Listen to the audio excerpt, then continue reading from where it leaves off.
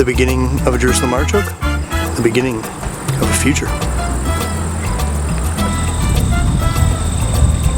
Hello. This is one of my favorite plants. Jerusalem artichoke, aka sunchokes, aka Helianthus tuberosus. It's related to Helianthus species, sunflowers. It's a really important plant. Out here, we're not just looking at this though as a food crop. We're looking at it for food, fuel, and fiber.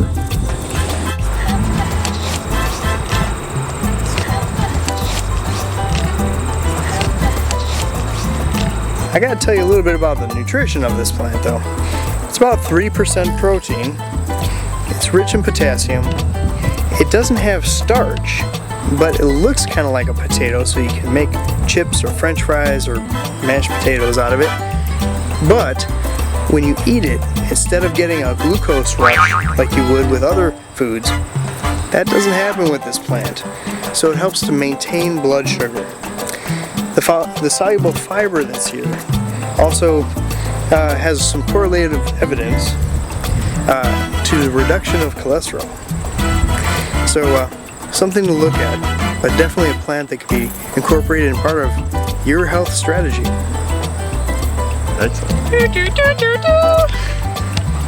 For the fuel part, well, the stem, when it's dry, it burns pretty good.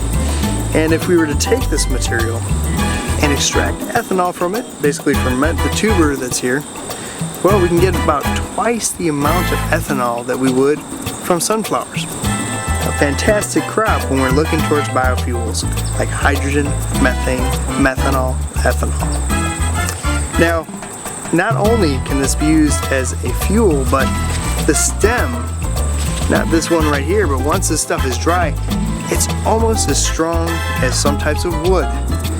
So imagine taking bundles of this material, bringing it together like we've already done with stuff like sorghum board, and using it as a panelized product, or maybe a Helianthus tuberosus sunchoke 2x4. That'd be fun to go shopping at Home Depot for. It's a perennial, so it's going to come back every year, doesn't need to be replanted. The nutrient requirements are really, really low, so it's not going to take much from the soil, and it definitely lives within the water budget. Bees are looking for nectar, and it's here. And this is kind of one of the last plants that are going to be blooming before the winter sets in. So these plants are making food, fuel, and fiber, and also keeping the bees healthy and alive.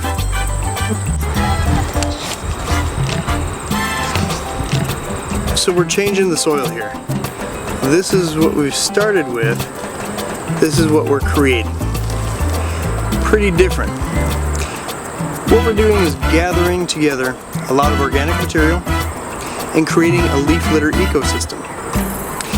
And one day, this hopefully will be just as crumbly and wonderful as this.